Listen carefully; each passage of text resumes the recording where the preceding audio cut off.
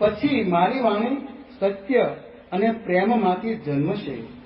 તે તિરાડ પાડનારી નહીં પણ સાંધનારી બનશે. મારા શબ્દો મધુર અને હિતકર બનશે. મારી વાણી શુદ્ધ બનશે.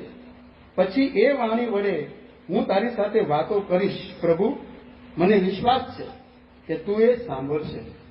એટલી અદ્ભુત પોતાની વાણી માટે એક મુમુક્ષુની આ પ્રાર્થના છે. આપણે દરરોજ આમાં કંઈક ને કંઈક આપણને લાગુ પડતી હોય છે. બધી ના લાગુ પડે, પણ કંઈક ને કંઈક રીતે અનોળગળ શક્તિ આપણે વેડફીએ છીએ ને, એ લાગુ પડતી હોય છે. તો આજે એ વાક બારસ વાણી એને આપણે સંયમ કેવી રીતે કેળવીએ એની આપણે જાગૃતિ આપનારો આ દિવસ છે. પછી આવે છે ધનતેરસ. ધનતેરસ છે એ ધનની પૂજા કરતા હોય છે.